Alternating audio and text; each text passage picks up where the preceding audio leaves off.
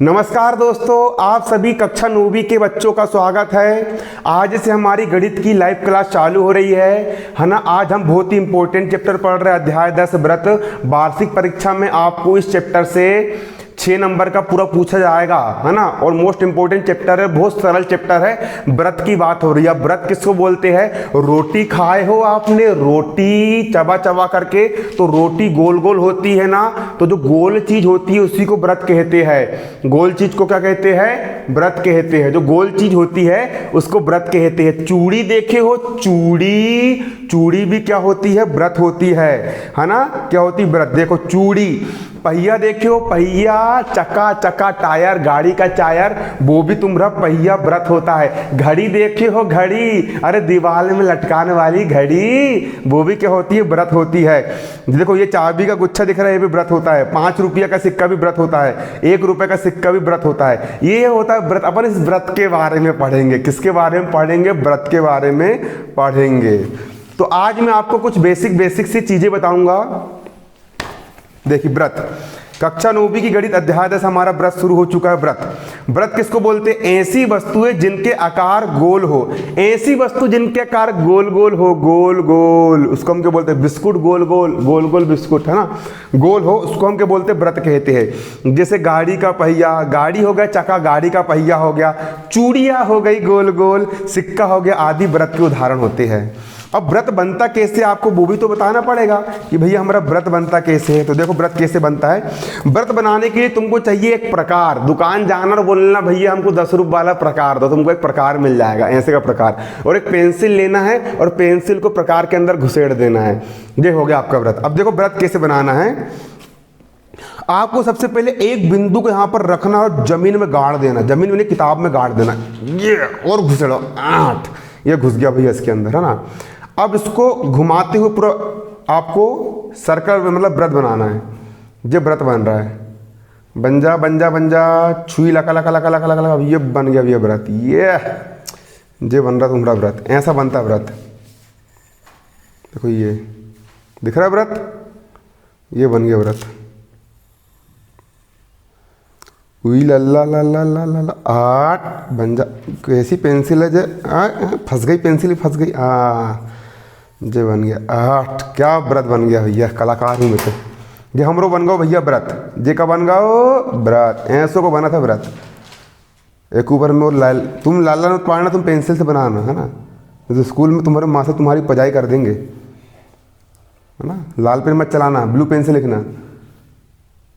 जे होता है बीचम, तो बीचम बीच में होता है ना भैया, ये बीचम बीच वाला पॉइंट, जो बीचम बीच वाला हमारा पॉइंट होता है, तो बीचम बीच वाला हमारा पॉइंट जो होता है, अरे पॉइंट होता है, पॉइंट कौन सा? बीचम बीच वाला पॉइंट। मित्रों, मेरे भाइयों और बहनों, ये जो होता है इसको बोलते हैं व्रत। मैं नरेंद्र मोदी आप सभी बच्चों को पढ़ाने के लिए आया हूँ। मैं नरेंद्र दामोदर दास मोदी, अरे आप सभी बच्चों को पढ़ाने के लिए आया हूं। ये बन गया तुम्हारा व्रत।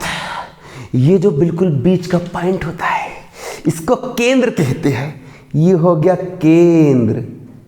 ये दिख रहा है बिंदु, बिंदु बितु, बीचम बीच का बिल्कुल जो भाग होता है इसको केंद्र बोलते हैं। केंद्र क्या बोलते हैं? इसको केंद्र बोलते हैं। क्या बोलते हैं इसको? केंद्र। केंद्र से लेकर यहां तक की दूरी, केंद्र से लेकर यहां तक की दूरी, केंद्र से लेकर यहां तक की दूरी, यहां तक की दूरी, केंद्र से लेकर यहां तक की दूरी बराबर है। देखो जितनी दूरी इतनी है, जा दोनों दूरी और जा दोनों दूरी और ये दोनों दूरी, डिस्टेंस बराबर है ना यहाँ से यहाँ तक का। तो व्रत की परिभाषा, प्रोफेशनल परिभाषा पढ़ेंगे हम यहाँ पर। ये व्रत की परिभाषा देखिए क्या होती है व्रत की परिभाषा। किताब में दिखाऊंगा तुमको। किताब में पेज नंबर निकालो 203। 203 ये लिखा है 203। 203 में आपको सबसे पहले हेडिंग डालना है किताब कापी में, व्रत की परिभाषा। और यहाँ पर देखिए किताब से आपको यहाँ पर देखना है व्रत की परिभाषा क्या होता है। व्रत, व्रत की परिभाषा ये लिखी है पेज नंबर 203 पे, ये है ना, पेज नंबर 203 पर ये परिभाषा लिखी है।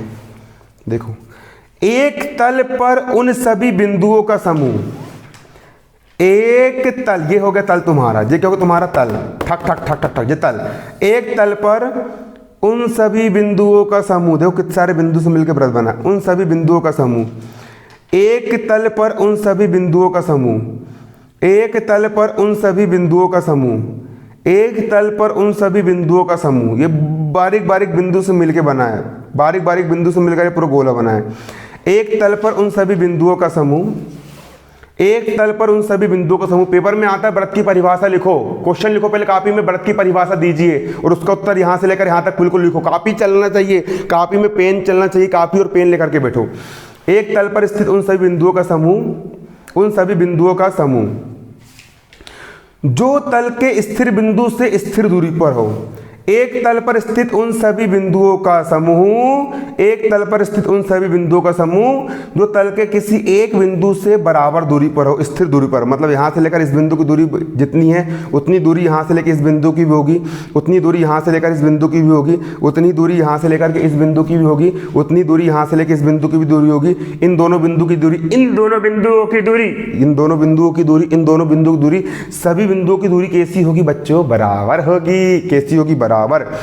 ये इतनी दूरी, इतनी दूरी, इतनी दूरी, तो ये जो आकृति बनती है ना, देखो यहाँ से यहाँ तक की दूरी, यहाँ से यहाँ तक की दूरी, यहाँ से यहाँ तक की दूरी, ये दूरी बराबर है ना। अरे जितनी बड़ी जा है उतनी बड़ी जा भी है, उतनी बड़ी जा भी है, उतनी बड़ी जा भी है, उतनी बड़ी ये भी है ना, दूरी बराबर है ना। तो ये हो जाएगा आपका व्रत। क्या हो जाएगा आपका? ये हो जाएगा व्रत। ये क्या होगा? तुम्हारा व्रत हो गया। क्लियर?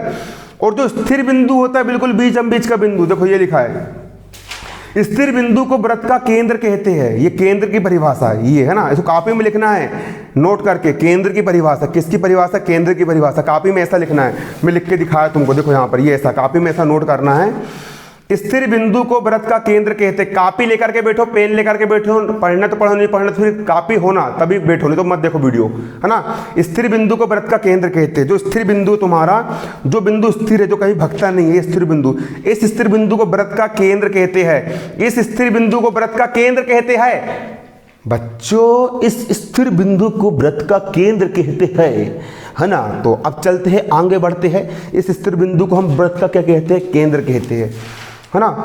केंद्र कहते हैं, व्रत का केंद्र कहते हैं। और स्थिर दूरी को व्रत की त्रिज्या कहते हैं। जो दूरी होती है, स्थिर दूरी मतलब कि केंद्र से लेकर के इस बिंदु तक की जो दूरी होती है, इसको त्रिज्या बोलते हैं। रे यहाँ से लेकर यहाँ तक की दूरी को त्रिज्या बोलते हैं। इस केंद्र से लेकर के यहाँ तक की जो दूरी है, इस स्थिर दूरी को क्या बोलते हैं? त्रिज्या कहते हैं। ये भी तुम्हारी त्रिज्या हो गई, ये भी तुम्हारी त्रिज्या हो गई। केंद्र से लेकर के इस बिंदु तक की दूरी को त्रिज्या कहते हैं। केंद्र से लेकर के इस बिंदु तक की दूरी को हम त्रिज्या कहते हैं। देखो, केंद्र से लेकर के इस बिंदु तक की दूरी को हम त्रिज्या कहते हैं। क्या कहते हैं? इसको हम त्रिज्या कहते हैं। केंद्र से लेकर के बिंदु तक की दूरी को हम त्रिज्या कहते हैं। अरे केंद्र से लेकर के बिंदु तक की दूरी को त्रिज्या कहते हैं, जो होगी तुम्हारी त्रिज्या। अरे केंद्र से लेकर के की त्रिज्या कहते हैं, त्रिज्या कहते हैं इसको। तुम मत फाड़ देना ऐसा। केंद्र से लेकर के बिंदु तक की दूरी को हम क्या कहते हैं? त्रिज्या कहते हैं। समझ में आना चाहिए जी, त्रिज्या कहते हैं। क्या बोलते हैं इसको? हम त्रिज्या कहते हैं। आया समझ में? क्या बोलते हैं भैया? त्रिज्या कहते हैं। क्या कहते हैं? त्रिज्या कहते हैं। अब जो व्रत होता है ना, व्रत के 3 भाग होते हैं। व्रत के कितने भाग होते हैं? 3 भाग होते हैं। अब तुमको यहाँ चित्र मैं हाथ से बना के दिखाऊंगा, तुम प्रकार से बनाना, मगर मैं हाथ से बनाऊंगा। अब व्रत के 3 भाग होते हैं। व्रत के कितने भाग होते हैं? 3 भाग होते हैं। जे हो गया हमारा व्रत, जे हो गया हमारा व्रत, जे क्या हो गया? हमारा व्रत हो गया, हो गया व्रत। इस व्रत के 3 भाग होते हैं। इस व्रत के कितने भाग होते हैं? 3 भाग होते हैं। ठीक, पहला व्रत के ये हो गया तुम्हारा व्रत। व्रत के 3 भाग होंगे। कितने भाग होंगे? व्रत के 3 भाग। ठीक, व्रत के 3 भाग। पहला व्रत के जो व्रत का बाहर का जो भाग होता है, ये बाहर वाला भाग दिख रहा है। व्रत के जो बाहर का जो भाग है ना, देखो मैं इसको यहाँ पर डिटेल्स पढ़ रहा हूँ। व्रत का जो बाहर का भाग होता है, जो व्रत का बाहर का भाग होता है, जो कौन सा भाग होता है? व्रत के बाहर का भाग होता है। ये बाहर वाला एरिया दिख रहा है। जो व्रत के बाहर का जो भाग होता है, बाहर वाला एरिया, इसको हम व्रत का बहिर्भाग बोलते हैं। क्या बोलते हैं इसको? हम व्रत का बहिर्भाग कहते हैं। क्या बोलते हैं इसको? अच्छे से लिख दे रहा हूँ राइटिंग से, बहिर्भाग कहते हैं। व्रत का बाहरी हिस्से को हम क्या बोलते हैं? व्रत का बहिर्भाग कहते हैं। व्रत का बाहरी भाग क्या कहलाता है? बहिर्भाग कहलाता है। ये चित्र बनाना काफी में, है ना। और ये जो लाइन होती है, ये गोल गोल लाइन जो होती है ना, इसको व्रत बोलते हैं। ये लाइन को बोलते हैं व्रत। व्रत, है ना, ये लाइन होगी तुम्हारा व्रत। ये जो लाइन दिख रही है क्या होगा? तुम्हारा व्रत हो गया। पहला भाग बाहर का भाग हो गया बहिर्भाग, दूसरी जो लाइन हो गई ये होगी तुम्हारी व्रत। और अगला होता है व्रत के अंदर का भाग। व्रत के अंदर का भाग, ये दिख रहा है व्रत के अंदर का भाग, ये जो व्रत के अंदर का भाग होता है इसको अंतर्भाग बोलते हैं, है ना। क्या बोलते हैं इसको? अंतर्भाग बोलते हैं इसको। क्या बोलते हैं इसको? अंतर्भाग बोलते हैं। ये चित्र का स्क्रीनशॉट लो, इसको कॉपी में अभी लिखो, अभी बनाना है, वीडियो पोस्ट मार के उसको तुरंत अभी इसको कॉपी में बनाओ। अब देखो यहाँ पे, है ना, ये देखो व्रत के 3 भाग होते हैं। देखो ये लिखा है, इसको लिखना भी है ना, यहां से यहां तक कॉपी में नोट करना है, यहां से यहां तक कॉपी में नोट करना है, ये है ना। पहले हेडिंग डालना व्रत के भाग, है ना। एक व्रत का तल जिस पर वह स्थित है, एक व्रत का तल, ये दिख रहा है व्रत, एक व्रत का तल जिस तल पर व्रत स्थित है, एक व्रत का तल जिस पर वह स्थित है, 3 भागों में बांटता है। कितने भागों में बांटता है? 3 भागों में विभाजित करता है। इस व्रत के तल को 3 भागों में विभाजित करता है। पहला, व्रत के अंदर का भाग जिसे अभ्यंतर कहते हैं। व्रत के अंदर के भाग को अंतर्भाग या अभ्यंतर कहते हैं। अंदर के भाग को अभ्यंतर या अंतर्भाग कहते हैं। व्रत के, और दूसरा व्रत, दूसरा क्या होता है तुम्हारा? व्रत होता है। और तीसरा होता है व्रत के बाहर का भाग, उसको बहिर्भाग कहते हैं। व्रत के बाहर का भाग उसको हम क्या बोलते हैं? बहिर्भाग कहते हैं। यहाँ तक तुम कॉपी में लिखना है, कॉपी में नोट करना है बच्चों। कॉपी में क्या करना है तुमको? यहाँ पर इतना नोट करना है। क्लियर? इसको कॉपी में नोट भी करना है। अब ये पूरा जो एरिया कहलाता है उसको हम वृत्तीय क्षेत्र बोलते हैं। देखो व्रत तथा इसके अंदर का भाग अभ्यंतर मिलकर वृत्तीय क्षेत्र बनाता है। व्रत और उसके अंदर का अभ्यंतर मिलकर के पूरा वृत्तीय क्षेत्र होता है। दिख रहा है? ये पूरा क्या है? तुम्हारा वृत्तीय क्षेत्र है। इतना कॉपी में लिखो, नोट करो। कॉपी में नोट नहीं करोगे 4 दिन बाद भूल जाओगे, और कॉपी में लिखा रहेगा ना, जीवन भर के लिए याद रहेगा। इसलिए लिखने को बोलता हूँ। पीडीएफ नहीं देने वाला मैं, कुछ नहीं देने वाला पीडीएफ। क्या समझ रहे हो तुम? क्यों दूँ तुमको पीडीएफ? लिखो ना, हाथ से लिखो ना, कष्ट लग रहा क्या? खूब तो मार लिए, देख देख के लिख लिए पेपर में, 6 परीक्षा में, वार्षिक में 3 घंटे का पेपर आएगा, वहाँ बैठ के लिखना पड़ेगा। कॉपी की भी गाइड कुछ नहीं रहेगी, और मैं नहीं बताने वाला नकल अकल, है ना।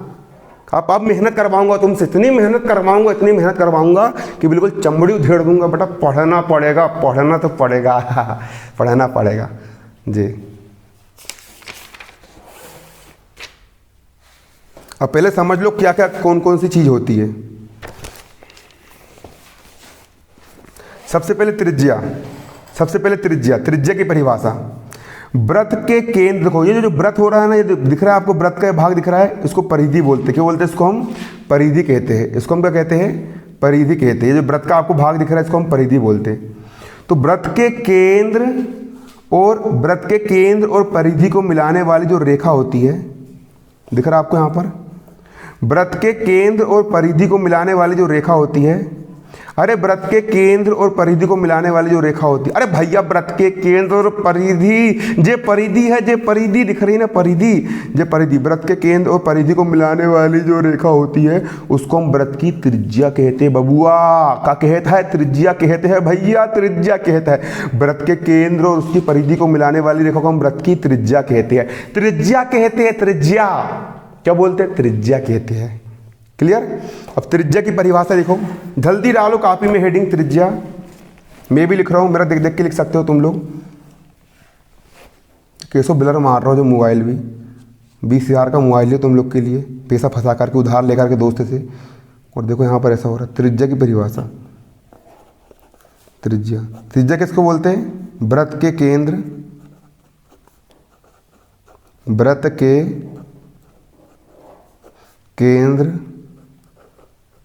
और परिधि को मिलाने वाली रेखा व्रत की त्रिज्या कहलाती है। क्या कहलाती? व्रत की त्रिज्या कहलाती है ना। व्रत के केंद्र और परिधि को मिलाने वाली रेखा व्रत की त्रिज्या कहलाती है। ये होगी आपकी व्रत की त्रिज्या, है ना। कैमरा चालू नहीं आ रहा? हाँ। अब देखो होता क्या है, व्रत पर अगर कोई भी 2 बिंदु है, देखो व्रत पर एक बिंदु आपका ये हो गया, स्केल है क्या अनुज? स्केल दो, स्केल कंपास बॉक्स खोल के रख बैठना सब लोग, है ना। व्रत पर एक बिंदु ये हो गया, इस बिंदु को मैंने ए नाम दिया, व्रत के इस बिंदु को मैंने क्या नाम दिया? ए नाम दिया। और व्रत पर एक बिंदु और ये हो गया, इस बिंदु को मैंने बी नाम दिया। व्रत पर एक बिंदु ए हो गया और व्रत पर दूसरा बिंदु ए बी हो गया। ठीक, व्रत पर स्थित किन्हीं दो बिंदु, देखो भैया यार गरीब आदमी यार छोटी मोटी स्केल से बनाते हैं वीडियो, है ना, ये नहीं है ना, 5 रुपये वाले पेन से लिख रहा है ना।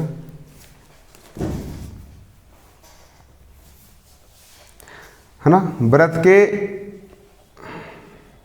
अब बताता हूँ ये भी यार, ये भी किराए पे लाया हूँ यार ब्लेजर ताकि अच्छा दिखूँ तुम लोग को, है ना। देख लो पूरा, है ना, इतनी मेहनत कर रहा हूँ यार तुम लोग के लिए, किराए पे ला रहा हूँ, मोबाइल ला रहा हूँ किराए पे, इतना कुछ कर रहा हूँ, है ना, कम से कम, और तुम लोग लाइक नहीं करते हो ना, और डिसलाइक मार के जाते। लेकिन बच्चों तुम भले मेरे को डिसलाइक मारो, तुम मुझे पसंद करो या ना करो, लेकिन तुम लोग का तो भविष्य जरूर बनाऊंगा मैं, तुम लोग को गणित में 100 में 100 नंबर दिलवाऊंगा, इतना जानता हूँ।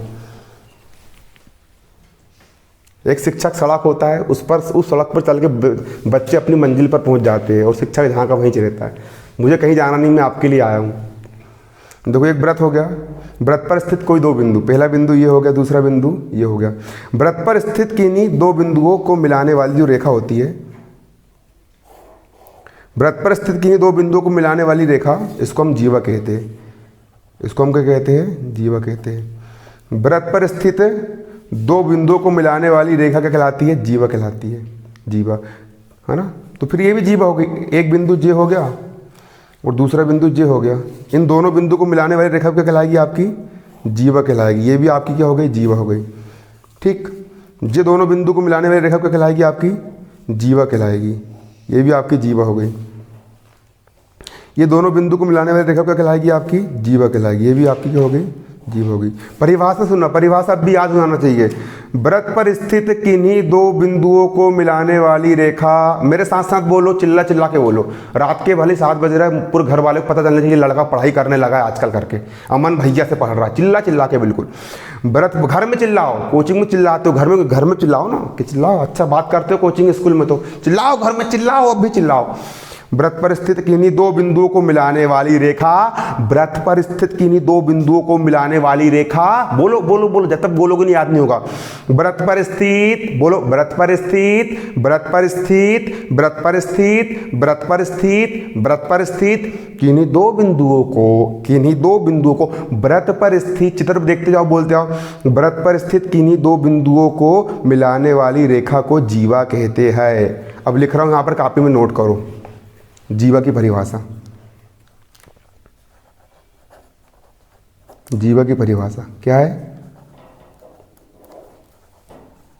व्रत पर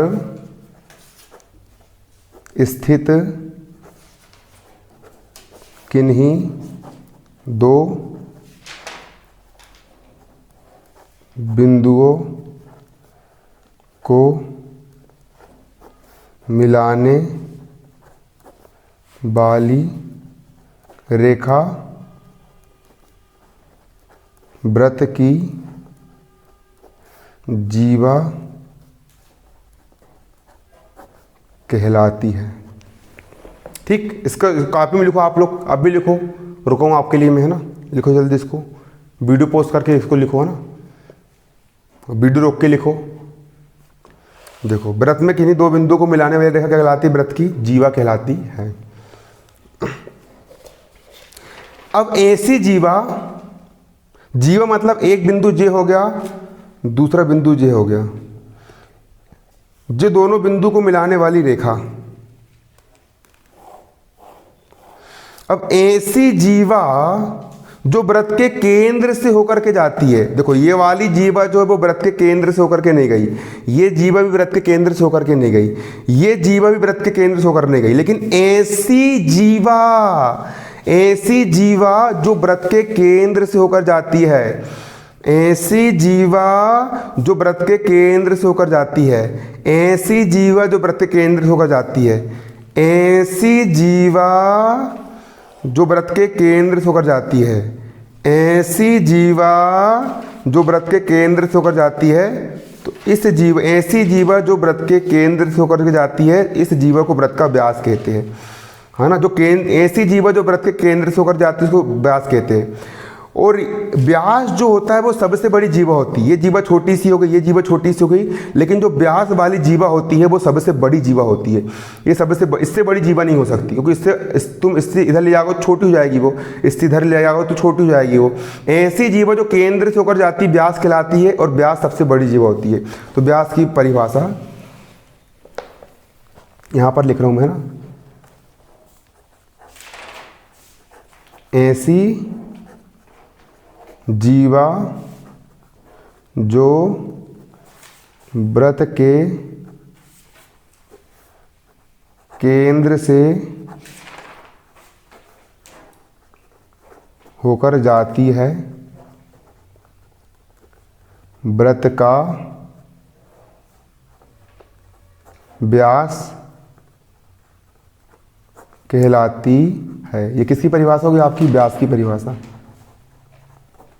व्यास की परिभाषा है।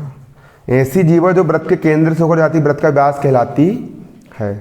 क्लियर है ना? और व्यास, एक फैक्ट और लिखना, जो व्यास होता है वो सबसे बड़ी जीवा होती है। दिख रहा है व्यास? जो व्यास होता है सबसे बड़ी जीवा होती है। विकल्प में आता है वृत्त का व्यास क्या होता है? वृत्त का व्यास सबसे बड़ी जीवा होती है। वृत्त का व्यास, नोट करके लिखना इसको, वृत्त का व्यास वृत्त की सबसे बड़ी जीवा होती है। देखो बच्चों, आज के लिए मैंने इतना आपको पढ़ाया, इतना आपको कॉपी में लिखना है, इतना आपको है ना लिखते हुए भी चलना है। और एक बात याद रखना, कड़ी मेहनत करना है और अपने अंदर बिल्कुल एक जोश जिद ला लो।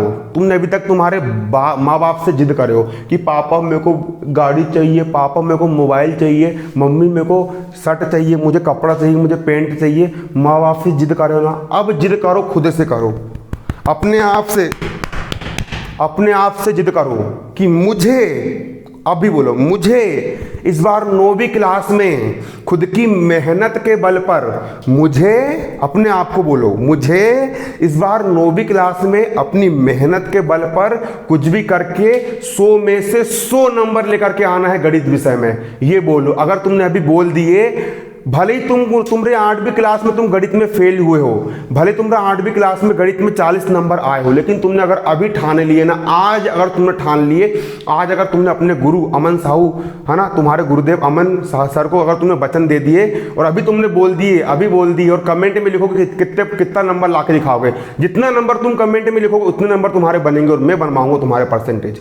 आ रहा समझ में? और एक बात और, तुम्हारी क्लास में जितने भी बच्चे 9वीं क्लास में पढ़ रहे हैं, उन सभी बच्चों को बोल दो कि भैया लाइव क्लास चालू हो चुकी है। रोज शाम को 7 बजे भारती शेर 9th क्लास पर आपकी लाइव क्लास लग रही है। अगर मुझसे, मेरा उद्देश्य क्या है ना, मुझे से कम 5000 बच्चे, अगर 5000 बच्चे अगर लाइव देखेंगे, अगर 5000 बच्चे रोज रात को 7 बजे लाइव देखेंगे मेरे को, तो मैं आप लोग को फ्री में पढ़ाऊंगा। और अगर 5000 बच्चे अगर मुझे लाइव नहीं देखते हैं, तो फिर आपको फिर, अगर 5000 में अगर बच्चे मुझे लाइव नहीं देखते हैं 15 दिन के अंदर, तो फिर मैं आपका पेड कोर्स चलवाऊंगा। आपको 150 रुपये मुझे भरना पड़ेगा, है ना, 150 रुपये आपको भरना पड़ेगा, ज्वाइन बटन दबाना पड़ेगा, तभी आप लोग मुझसे पढ़ पाओगे। अगर मुझसे पढ़ना है तो ये 2 ही रास्ता है, तो 150 रुपये जमा करो, या फिर जितने, मैं यहाँ पर छोटे मोटे बच्चों के नहीं आया हूँ, अगर आया हूँ यूट्यूब पर मैं, तो 5000 बच्चों को पढ़ाऊंगा, पूरा फ्री में पढ़ाऊंगा। फिर 5000 बच्चे जुड़ना चाहिए लाइव, तो फ्री में मिलेगा बिल्कुल अमन साहू का ज्ञान। नहीं तो फिर स्पष्ट बोलता हूँ, सत्यवादी व्यक्ति हूँ, झूठ नहीं बोलता हूँ। पढ़ाऊंगा तो ऐसा पढ़ाऊंगा, मेहनत से पढ़ाऊंगा और मेहनत करवाऊंगा भी, और तुम्हारा भविष्य बनाऊंगा। 8वीं क्लास तक तुमने क्या पढ़ के आए हो, भले तुम 8वीं क्लास तक बिल्कुल गधे रहे हो, लेकिन 9वीं क्लास में तुमको घोड़ा बनाऊंगा, घोड़ा। ठीक, धन्यवाद, जय हिंद, जय भारत।